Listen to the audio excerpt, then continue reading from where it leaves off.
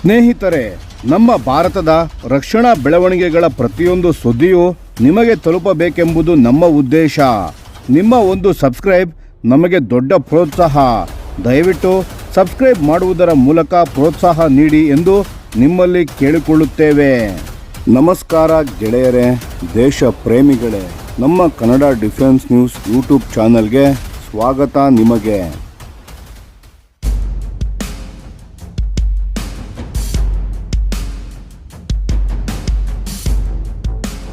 Kaveri 2.0 engine. ಸ್ನೇಹಿತರೆ, ಭಾರತ ಇಂದು ತನ್ನ ಅತಿ ದೊಡ್ಡ ಕನಸುಗಳಲ್ಲಿ ಒಂದನ್ನು ನನಸು ಮಾಡಿಕೊಳ್ಳಲು ಹೊರಟಿದೆ. ಸ್ವದೇಶಿ ಜೆಟ್ ಇಂಜಿನ್ ನಿರ್ಮಾಣ. ಹೌದು, ಗ್ಯಾಸ್ ಟರ್ಬೈನ್ ರಿಸರ್ಚ್ ಎಸ್ಟಾಬ್ಲಿಷ್ಮೆಂಟ್ ಅಂದರೆ GTRE ಈಗ ಕಾವೇರಿ 2.0 ಎಂಬ ಹೊಸ ಇಂಜಿನನ್ನು ಅಭಿವೃದ್ಧಿಪಡಿಸಲು ಮುಂದಾಗಿದೆ. ಇದು ಕೇವಲ ಒಂದು ಅಪ್ಗ್ರೇಡ್ ಅಲ್ಲ, ಇದು ಭಾರತದ ಏವಿಯೇಷನ್ ಪ್ರೊಪಲ್ಷನ್ ಕ್ಷೇತ್ರದ ಸಂಪೂರ್ಣ ಪುನರ್ಜನ್ಮವಾಗಿದೆ. ಈಗ ನಮ್ಮ ತೇಜಸ್ MK1A ಫೈಟರ್ ಜೆಟ್ಗಳಲ್ಲಿ ಅಮೆರಿಕಾದ GE F404 IN-20 ಇಂಜಿನ್ಗಳನ್ನು ಅಳವಡಿಸಲಾಗಿದೆ. ಆ ಇಂಜಿನ್ ಸಾಮಾನ್ಯ ಸ್ಥಿತಿಯಲ್ಲಿ 54 ಕಿಲೋ ನ್ಯೂಟನ್ಸ್ ಒತ್ತಡವನ್ನು ನೀಡುತ್ತದೆ. ಆಫ್ಟರ್ ಬರ್ನರ್ ಬಳಸಿದಾಗ 85 ಕಿಲೋ ನ್ಯೂಟನ್ಸ್ ವರೆಗೆ ಹೋಗುತ್ತದೆ. ಆದರೆ ನಮ್ಮ ಹಳೆಯ ಕಾವೇರಿ ಇಂಜಿನ್ ಅದು ಕೇವಲ 49 ಕಿಲೋ ನ್ಯೂಟನ್ಸ್ ಶಕ್ತಿಯನ್ನು ಉತ್ಪಾದಿಸುತ್ತದೆ. ಅಷ್ಟು ಸಾಕಾಗುವುದಿಲ್ಲ ಆಧುನಿಕ ಯುದ್ಧ ವಿಮಾನಕ್ಕೆ. ಆದರೆ ಕಾವೇರಿ 2.0 ಬಂದರೆ ಈ ಲೆಕ್ಕ ಸಂಪೂರ್ಣ ಬದಲಾಗುತ್ತದೆ. GTRE ಗುರಿ ಇಟ್ಟಿರುವುದು 55ರಿಂದ 59 kilo Newton's dry thrust after burner ಜೊತೆ ಬರೋಬ್ಬರಿ 90ರಿಂದ 100 ಕಿಲೋ ನ್ಯೂಟನ್ಸ್. ಇದು F404ಗಿಂತಲೂ ತುಂಬ ಶಕ್ತಿಶಾಲಿ ಮತ್ತು ತೇಜಸ್ MK2ಗಾಗಿ ಯೋಜಿಸಲಾಗಿರುವ F414 ಇಂಜಿನ್ನ ದರ್ಜೆಗೆ ಸಮಾನವಾಗಿ ನಿಲ್ಲುತ್ತದೆ. ಇಷ್ಟು ಶಕ್ತಿ ಹೇಗೆ ತರಲು ಸಾಧ್ಯ? ಇಂಜಿನ್ನ ತಿರುಳು ರಚನೆಯನ್ನೇ ಸುಧಾರಿಸಲಾಗುತ್ತಿದೆ. ಮೇಲ್ಮಟ್ಟದ ಉತ್ಪಾದನಾ ವಸ್ತುಗಳನ್ನು ಬಳಸಲಾಗುತ್ತದೆ. ಜೊತೆಗೆ ಫ್ರಾನ್ಸ್ನ ಸ್ಯಾಫ್ರಾನ್ನಂತಹ ಅಂತಾರಾಷ್ಟ್ರೀಯ ಕಂಪನಿಗಳ ಸಹಯೋಗದಲ್ಲಿ ಇಂಜಿನ್ನ ಅತ್ಯಂತ ಉಷ್ಣ ವಿಭಾಗಗಳನ್ನು ಮತ್ತು ಇಂಧನದ ದಕ್ಷತೆಯನ್ನು ಸುಧಾರಿಸಲು ಯೋಜನೆ ಇದೆ. ಇಲ್ಲಿ ಒಂದು ಮಹತ್ವದ ಪ್ರಶ್ನೆ ಇದೆ. ಕಾವೇರಿ 2.0 ಅಭಿವೃದ್ಧಿಗೆ ಇಷ್ಟು ವೇಗ ಏಕೆ? ಕಾರಣ ಸ್ಪಷ್ಟವಾಗಿದೆ ಸ್ನೇಹಿತರೆ. ವಿದೇಶಿ ಪೂರೈಕೆಯ ಸರಪಳಿ ಎಷ್ಟು ಅವಿಶ್ವಾಸಾರ್ಹ ಎಂಬುದು ಇತ್ತೀಚೆಗೆ ಮತ್ತೊಮ್ಮೆ ಸಾಬೀತಾಗಿದೆ. HAL ಅಂದರೆ ಹಿಂದೂಸ್ತಾನ್ ಏರೋನಾಟಿಕ್ಸ್ ಲಿಮಿಟೆಡ್ F404 ಇಂಜಿನ್ಗಳ ತೀವ್ರ ವಿಳಂಬಕ್ಕಾಗಿ ಜನರಲ್ ಎಲೆಕ್ಟ್ರಿಕ್ ಮೇಲೆ ದಂಡ ವಿಧಿಸಿದೆ. 99 ಇಂಜಿನ್ಗಳ ಆರ್ಡರನ್ನು ಕೊಟ್ಟಿದ್ದರೂ GE ಕೆಲವು ಮಾತ್ರ ತಲುಪಿಸಿವೆ. ಇದರಿಂದ ತೇಜಸ್ MK1A ಡೆಲಿವರಿ 2026ಕ್ಕೆ ಮುಂದೂಡಲ್ಪಟ್ಟಿದೆ. ಯೋಚಿಸಿ, ಇಂಜಿನ್ ಇಲ್ಲದ ವಿಮಾನ ಎಷ್ಟು ಅಪಾಯ. ಹಾಗಾಗಿ ಕಾವೇರಿ 2.0 ಕೇವಲ ಒಂದು ಆಯ್ಕೆಯಲ್ಲ, ಇದು ರಾಷ್ಟ್ರೀಯ ಭದ್ರತೆಯ ಅನಿವಾರ್ಯದ ಅವಶ್ಯಕತೆಯಾಗಿದೆ.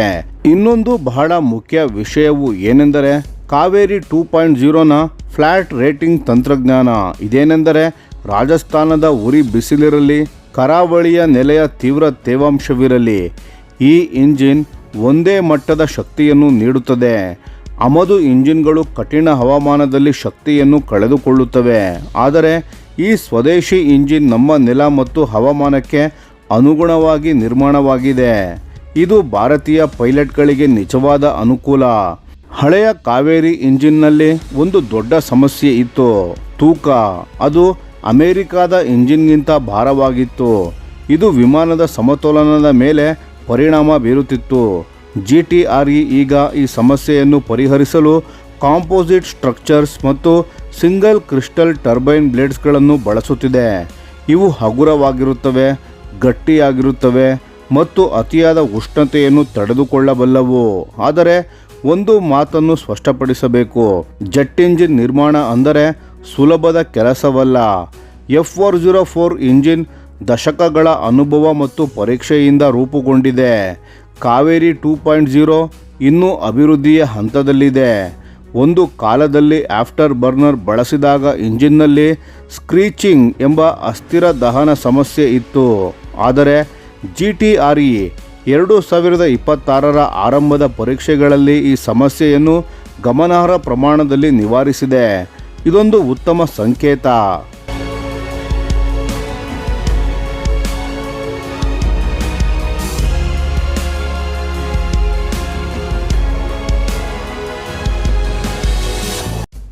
ಈ ಇಡೀ ಯೋಜನೆಯ ಬುನಾದಿಯಾದ ಕಾವೇರಿ ಡ್ರೈ ಇಂಜಿನ್ ಈಗ ರಷ್ಯಾದಲ್ಲಿ IL-76 ಫ್ಲೈಯಿಂಗ್ ಟೆಸ್ಟ್ ಬೆಡ್ ವಿಮಾನದಲ್ಲಿ ಹೆಚ್ಚಿನ ಎತ್ತರದ ಪರೀಕ್ಷೆಗಳಿಗೆ ಒಳಗಾಗುತ್ತಿದೆ. 140 ಗಂಟೆಗೂ ಹೆಚ್ಚು ಪರೀಕ್ಷಾ ಅವಧಿಯನ್ನು ಪೂರ್ಣಗೊಂಡಿದ್ದು 2026ರಲ್ಲಿ ನಮ್ಮ ಘಾತಕ್ ಸ್ಟೆಲ್ತ್ ಡ್ರೋನ್ಗಾಗಿ ಅಂತಿಮ ಪ್ರಮಾಣ ಪತ್ರ ದೊರಕಲಿದೆ. ಕಾವೇರಿ 2.0 ಮಾತ್ರ ಇನ್ನೂ 106 ಗಂಟೆಗಳ ಭೂ ಮತ್ತು ಹಾರಾಟ ಪರೀಕ್ಷೆ ನಡೆಸಿದ ನಂತರವೇ ಫೈಟರ್ ಜೆಟ್ಗೆ ಅಳವಡಿಸಲು ಅರ್ಹವಾಗುತ್ತದೆ. ಇನ್ನೊಂದು ಸವಾಲು ಏನೆಂದರೆ ತೇಜಸ್ ಜೆಟ್ಗಳಿಗೆ ಹೊಸ ಇಂಜಿನ್ಗಳನ್ನು ಅಳವಡಿಸುವುದು ಕಾರಿನ ಬ್ಯಾಟರಿ ಬದಲಿಸಿದಷ್ಟು ಸುಲಭವಲ್ಲ. ಇಂಜಿನ್ನ ಗಾತ್ರ, ವಾಯು ಹರಿವಿನ ಅಗತ್ಯ, ತೂಕದ ವಿತರಣೆ ಇವೆಲ್ಲ ವಿಮಾನದ ರಚನೆಗೆ ತಕ್ಕಂತೆ ಇರಬೇಕು.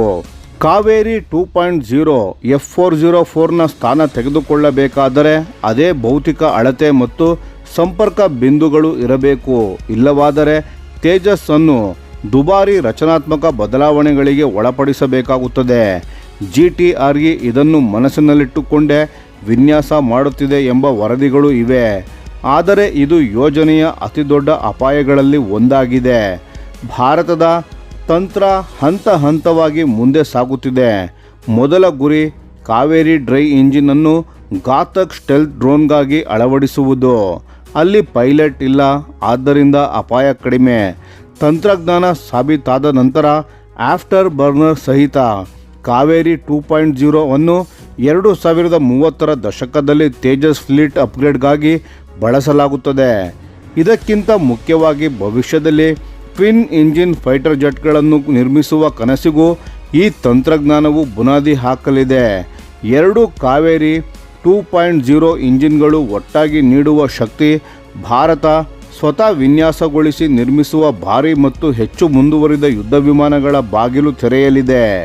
ಸ್ನೇಹಿತರೆ, ಕಾವೇರಿ 2.0 ಕೇವಲ ಒಂದು ಇಂಜಿನ್ ಅಲ್ಲ, ಇದು ಭಾರತದ ಆತ್ಮನಿರ್ಭರ ಭಾರತದ ಕನಸಿನ ಜ್ವಾಲೆ. ಈ ಯೋಜನೆ ಯಶಸ್ವಿಯಾದರೆ ಭಾರತ ತನ್ನ ಆಕಾಶ ರಕ್ಷಣೆಯನ್ನು ಸಂಪೂರ್ಣ ತನ್ನ ಕೈಯಲ್ಲಿ ಇಟ್ಟುಕೊಳ್ಳಬಹುದು. ಯಾವ ದೇಶದ ಒತ್ತಡಕ್ಕೂ ಮಣಿಯದೆ, ಯಾವ ಪೂರೈಕೆ ವಿಳಂಬಕ್ಕೂ ಅಂಜದೆ. ಸ್ನೇಹಿತರೆ, ಈ ವಿಷಯದ ಬಗ್ಗೆ ನಿಮ್ಮ ಅನಿಸಿಕೆ ಮತ್ತು ಅಭಿಪ್ರಾಯಗಳನ್ನು ಕಾಮೆಂಟ್ ಮಾಡಿ ತಿಳಿಸಿ. ಧನ್ಯವಾದಗಳು.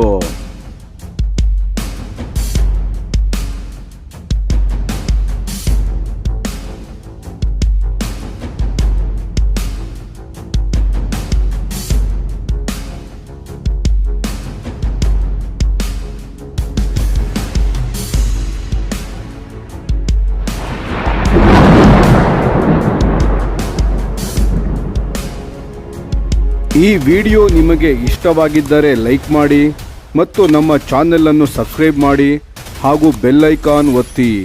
ಯಾವ ಅಪ್ಡೇಟ್ಗೂ ಮಿಸ್ ಆಗಬೇಡಿ. ಡಿಫೆನ್ಸ್ ಸುದ್ದಿಗಳನ್ನು ತ್ವರಿತವಾಗಿ ಪಡೆಯಿರಿ. ನಿಮ್ಮ ಬೆಂಬಲವೇ ನಮ್ಮ ಶಕ್ತಿ. ಭಾರತ ಬಲಿಷ್ಠವಾಗಲಿ ಎಂದು ಆಶಿಸುತ್ತಾ ಭಾರತ ಮಾತೆಗೆ ಜೈ. ಧನ್ಯವಾದಗಳು.